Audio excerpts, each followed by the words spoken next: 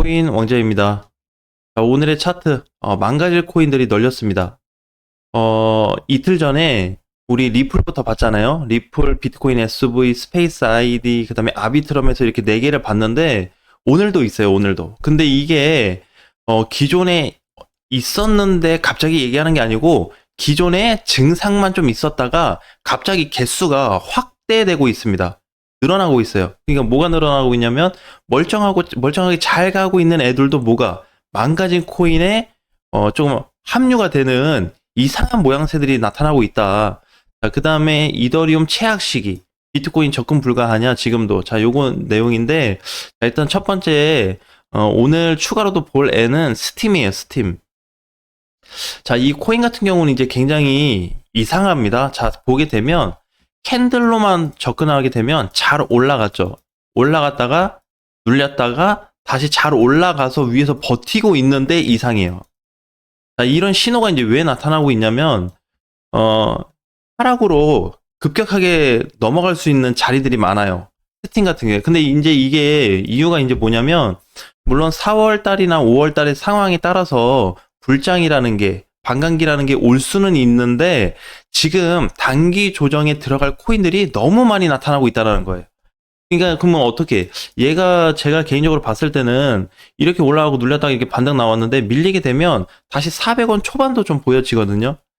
여기서 살짝 눌려서 뭐 450원이다, 480원이다 이 정도 하락이 아니고 저번에 밀렸던 중간에서 여기 밀렸던 하락폭보다 오히려 더 세거나 동등하게 내려올 수 있는 가능성이 더 높아요. 왜냐면은 이번에 반등이 나와서 하락 가능성이 더 세졌어요.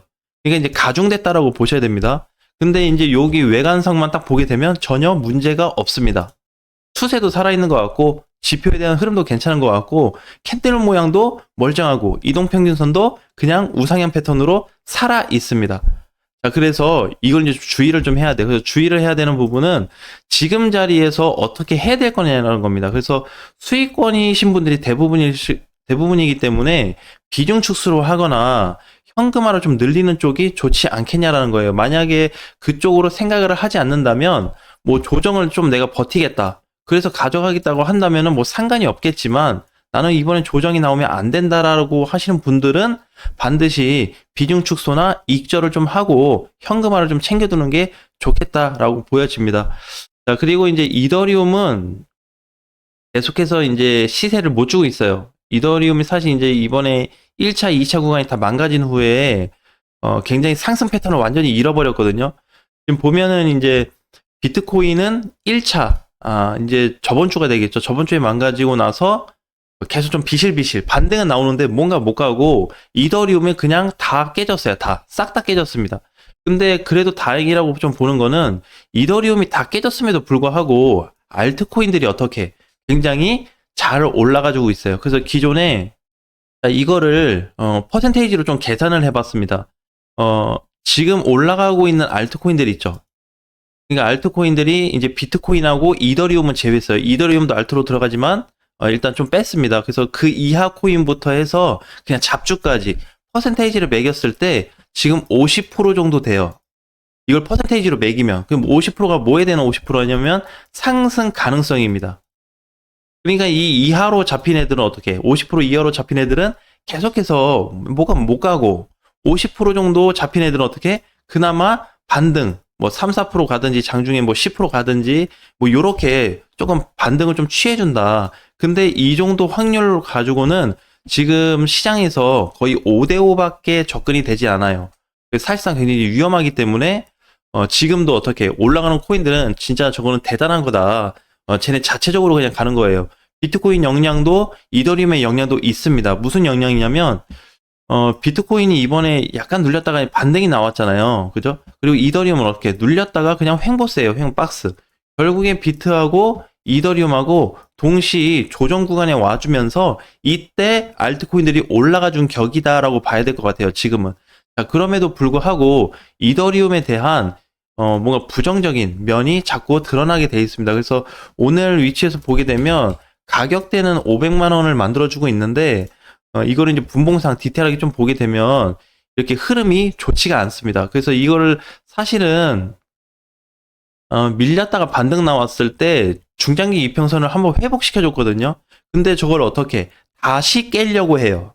그 자리가 이제 500만 원에서 한 495만 원 정도 되는데 거기가 지금 위태위태합니다. 그러면 지금 거기 자리가 깨지면 다시 400 중반까지 내려갈 수 있는 공간이 열려버리거든요. 그러니까 이더리움한테는 사실상 그렇게 긍정적인 방향으로 좀 보여지진 않는다. 자, 그러면 이제 비트코인은 어떠냐? 지금도 접근할 수 없냐? 저번에 이제 영상을 기억하실진 모르겠지만, 저번에 그런 얘기 한번 했었어요. 21년도 때는 8천만 원 찍었을 때 밀렸다가 다시 반등이 나와주면서 이렇게 하락도 컸고 상승도 컸던 이런 시기가 있었습니다. 21년도에. 근데 이거 지금 어떻다 그랬죠? 이렇게 뭔가 느슨해졌다 그랬죠. 깊이도 작고 올라가는 범위가 작다. 즉 위험해질 자리는 똑같은데 조정 자리가 굉장히 얇아졌다라는 말씀을 드렸어요. 근데 지금 그렇게 흘러가지고 있거든요. 그죠? 그래서 여기서 보면 1억 500만 원을 찍은 후에 눌리면서 올라가지고는 있는데 이런 깊은 폭이 아니잖아요. 이렇게 눌렸다가 이렇게 올라온 게 아니고 느슨하게 빠졌다 느슨하게 올라가고 있죠. 자, 여기로 인해서 또 다른 부작용이 나타나고 있는 거예요. 그래서 지금 이제 그 해외 거래소하고 비교해서 보면은 해외 거래소도 마찬가지, 국내 시장도 마찬가지, 비트코인의 정상적인 흐름이 나타나고 있지 않습니다. 오히려 긴장을 좀 하셔야 돼요. 뭐냐면 저도 모르겠어요. 이게 오늘 토요일이기 때문에 일요일까지 놓고 보면 이제 주말이잖아요. 주말 사이에 비트코인이 내려갈 폭이 한 3% 이상이 좀 돼줘야 되는데 과연 3%까지는 밀려줄까라는 게 지금 이제 좀 제일 궁금한 부분이고, 혹시라도 이제 다음 주 월요일이 되었을 때 비트코인이 혹시라도 3% 이상 밀린다는 또는 2% 이상 빠지거나 이런 증상이 나타나면 다음 주 시장, 즉 4월이 되는 4월 초 시장이 매우 심각해질 수 있다라고 보여집니다. 만약 이제 그 퍼센테이지가 크지 않죠. 비트코인이 마이너스 2에서 마이너스 3%만 빠지면 아까 얘기했던 2차 하락 구간이 나오는데 거기 깨지면 이더리움하고 똑같은 꼴이 나옵니다.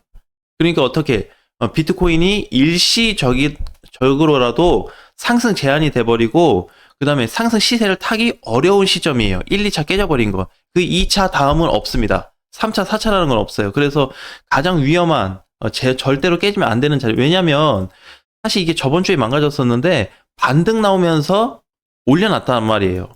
그래서 조금 기회를 엿볼 수는 있었다. 근데 저거 가지고 그렇다고 해서 비트코인을 사거나 뭘 살 수는 없는 상황이었죠. 근데 지금 보니까 어떻게 2차 구간까지 깨질 가능성이 좀 높아 보인다라는 겁니다. 왜? 가격폭이 크지 않아요. 100만 원에 1%니까 대략 뭐 2, 3% 정도 될 것 같네요. 그게 이제 혹시라도 다음 주 월요일 아침까지 마이너스 2, 3%가 아니고 그냥 뭐 보합해서 마이너스 한 1% 정도 눌렸다고 한다면 시간이 좀 딜레이 돼서 더 볼 수는 있는데 그래봐야 시간만 연장이 되는 것 뿐이고 위험한 건 똑같습니다. 근데 이제 그 사이에 또 살아나 줄 수도 있으니까 그걸 한번 기대해 보는 건데 아직까지는 그런 부분까지도 다 좋게 볼 수 없다라는 게 현재 시장의 모습이다. 그 다음에 지금 올라가고 있는 알트코인들 여러분들이 절대적으로 행복해 해야 되는데 자, 그거를 이제 좀 두 가지 파트로 나눠야 될 것 같아요. 알트 지금 시세가 너무 좋잖아요. 올라갔다 밀리지 않은 코인, 아까도 우리 스팀을 봤지만 스팀도 어떻게 오른 상태에서 머무르고 있는데 그거 안 좋대. 이상하잖아요. 자, 그러니까 이제 계획을 좀 세워야 되는데 첫 번째는 이제 보유 관점이에요. 보유 관점. 두 번째는 비중 축소를 하든지 아니면 아예 현금화를 하든지.